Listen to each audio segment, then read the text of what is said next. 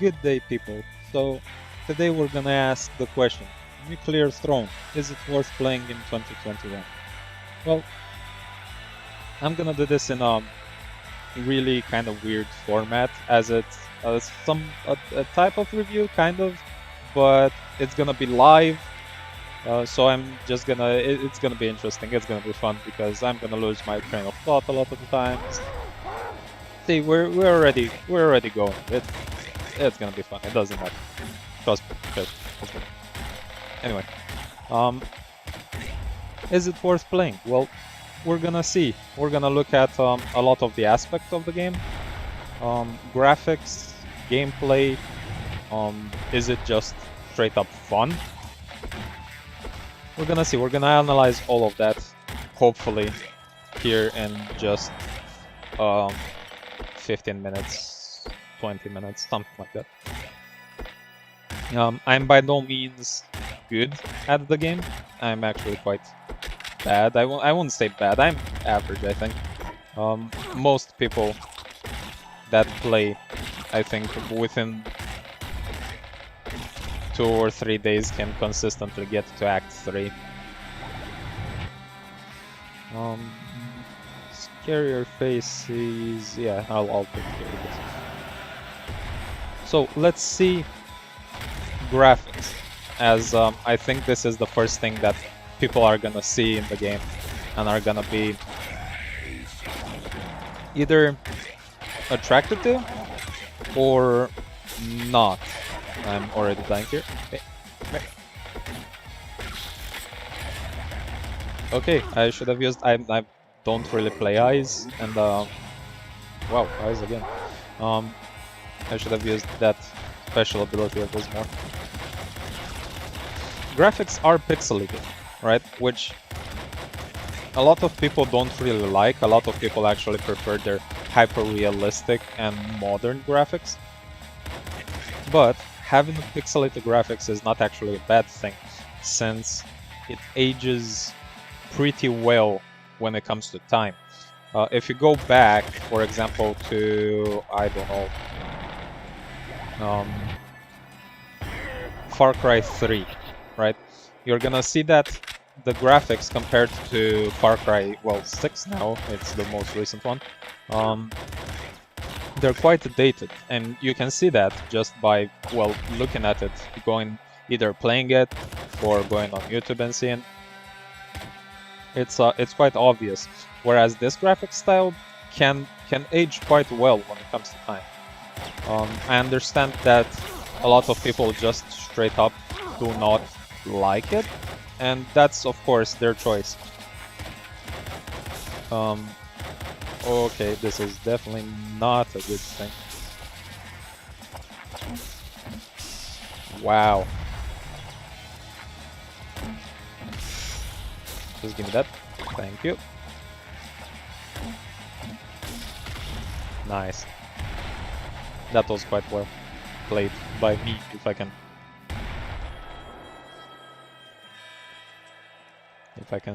say that. Sorry. So, did I really just blow up a cactus in my face? Did I really just do that? Okay, retry. Terror! Oh, terror? Horror. What am I talking about? Anyway, so that's it when it comes to graphics. I think they're pretty decent, and I quite like, personally like pixelated graphics myself, so I have no problems with it. I know that when it comes to graphics, a lot of people, for some reason, can't really quite understand what's going on the screen. And I can kind of understand that, even though I blew myself up last time. Let's try it. Let's see how it goes.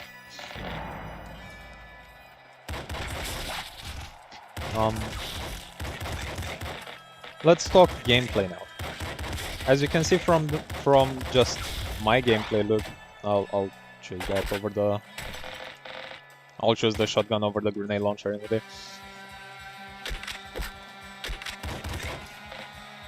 The gameplay is fast-paced, kind of bullet hell-ish. Not as bad as Enter the Gungeon, for example, but quite hectic, You definitely have to get used to the gameplay. Oh, really? Really? Are you gonna corner me like that?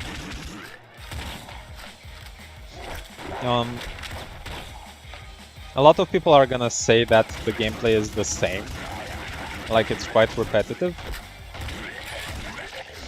And if you only look at the enemy variety and at the bosses, then yes, it does become a little bit repetitive. But you kind of need to look beyond that, since enemy variety and map design changes with every single run that you have. It's a procedurally generated game. Gamma Guts is pretty good. To be honest, I didn't really... maybe people will yell at me for that one, because I didn't really check the other mutations. How is the actual gameplay? Well, the scope of the game is to get to roll credits, the nuclear throne. How you do that is by defeating every single enemy in the current level that you're in. After you defeat every single enemy, a portal will open, which will allow you to go to the next level up until we get to the nuclear throne. Oh yeah, the rats can't touch me. Shovel. I will definitely take the shovel.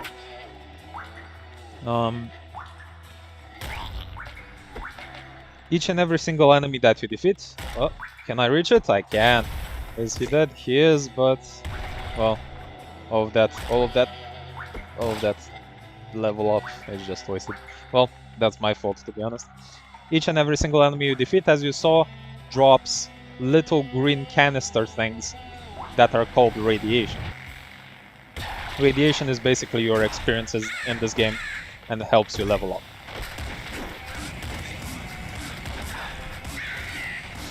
The way you see if you leveled up is by looking... I'll just shoot that guy. Give me a second. Oh, this is very dangerous. I shouldn't be here. Dead. Up. Well, am I in a second? Was this sawed off? No, thank you. You look up here if you want to see how much you are through a level. You see up here, this green bar, this green canister will fill up over time, and that will indicate what level you're on. Each and every single time this green bar fills up, the number goes up by 1, and you're allowed at the end of the level to pick one of 4 mutations. The character that I'm playing right now is allowed to pick one of 5 mutations. That's character specific. Speaking of character specific stuff, let's talk about characters after I get out of this situation that I'm in. Each and every single character is unique. You unlock characters by just playing the game and doing specific objectives. Sometimes it's as easy as just going through the levels. You unlock new characters, or sometimes you have to go through secret levels. Those are a thing. Wow, what hit me there? It might have been one of the bullet from the crows. Please, please, please. Thank you.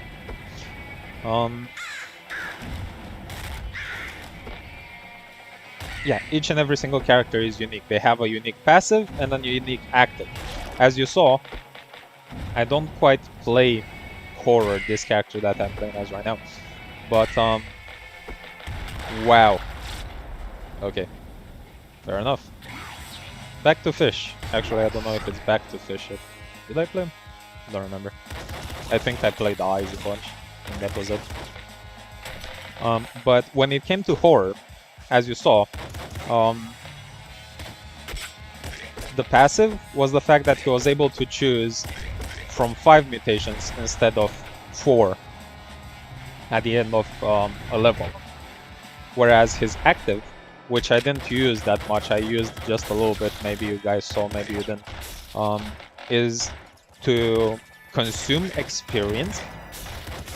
So to consume this bar up here, to shoot a very powerful laser that increases in potency the more you use it. Of course, that's a balance act, and you need to understand that sometimes you need to level up and sometimes you don't quite need to.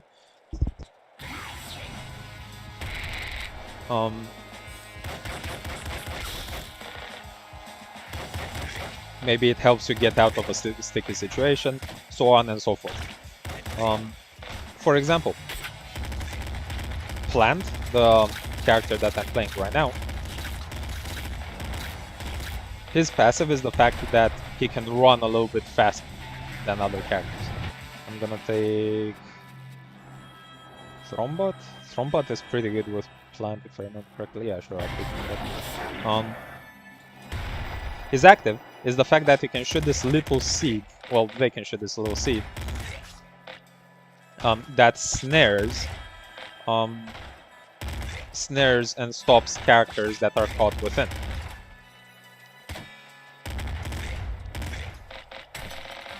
Of course, at the end of every level, as I said, SMG, no, I'll stick with the revolver. As I said, you can pick from different mutations. Each and every single mutation is actually unique, not to the character, but it's unique itself. I'm gonna quickly kill you. I think they're called Ratatas? Are they called? They're not called Ratatas, I'm thinking of something else. They're just straight up scorpions. They look like scorpions, they act like scorpions. Well, they don't. You don't see real life scorpions actually shoot radiation towards you, but hey. What is this? So this gun? No, thank you.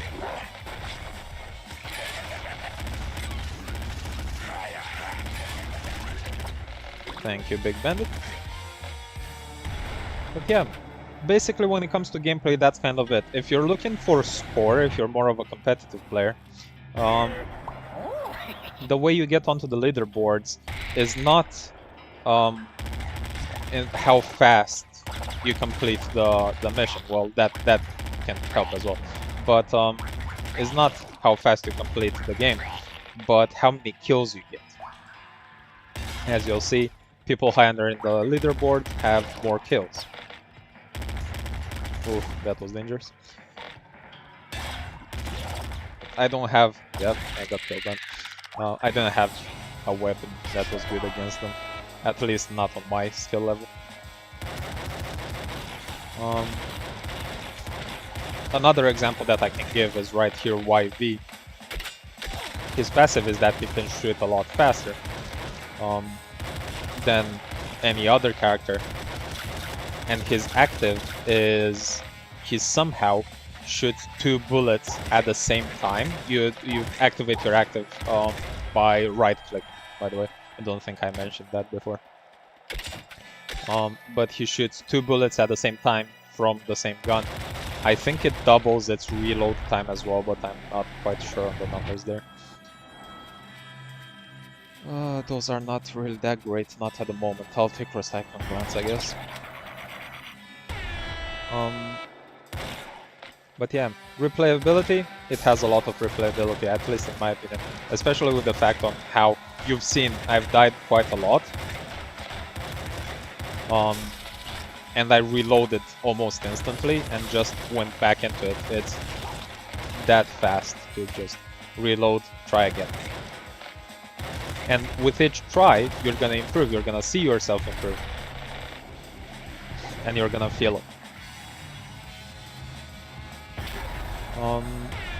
Basically, I think that's all there is to the game. Just pick it up, enjoy.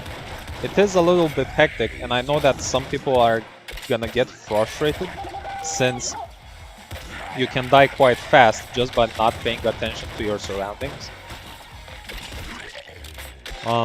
You're gonna need a little bit of experience to start playing the game properly, as in you're gonna need a little bit of experience to see what type of enemies you should prioritize, what enemies are not that important, which guns are good, which guns are bad, which guns you should use against what type of enemies. It all comes down to experience, to be honest. And I think maybe there's guides out there but I'm not completely sure. I didn't quite look up guides on YouTube. My experience has been just playing the game and also just watching YouTube videos on it. So it wasn't, the YouTube videos weren't quite guides, there were more playthroughs and fun walkthroughs and stuff like that. And I just picked up little tidbits of information from them, right? But yeah, I think that's kind of all there is to it. Now, the fun factor, again, it's gonna come to personal preference. Do you like bullet hells? Do you like pixelated graphics? The soundtrack, I think it's absolutely amazing. I know that reviews need to go into sound as well. Oh, I'm in a bit of a sticky situation here. There we go. That assassin died, I think, yep. Thank you. You need to die as well, thank you. Sound is really good, I think, in my opinion at least, it's really good. I absolutely love the soundtrack. And you can actually understand... Oh, let's not go close to that car. Thank you. That's exactly why, because at the end of the levels, the portals that spawn to take you to the next level can trigger the cars to explode, and that's not good for your health, as you might imagine. Neither is taking 3 bullets to the dome. Melting. Oh boy, this is gonna be fast.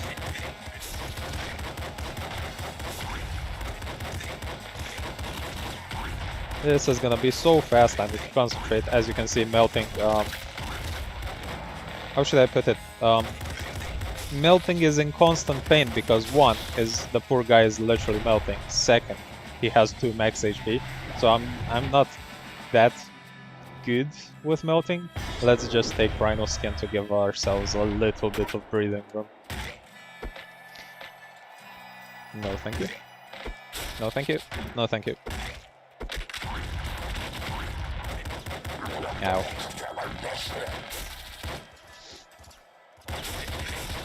But yeah, just by listening, you can hear the different enemies and what they sound like, and I think that's very important for people to understand and learn the game, which is quite good. Each and every single weapon has their own sound. Each and every single enemy has their own sound. And yeah, I think that's all there is to it. Sound quality is really good, and you can understand what's going on around you. I think that's really important. But yeah, I think low HP, I know. I think when we die with melting here, we'll end the video. Well, yeah, there you go. So, Nuclear Throne, is it worth playing in 2021? I think it is. In my opinion, it very much is, and it will still be worth playing far into the future. And as long as one game has just like one dedicated player playing it at all times, basically, then it's never gonna die. At least that's my opinion. So thank you very much for watching, and I'll see you guys later.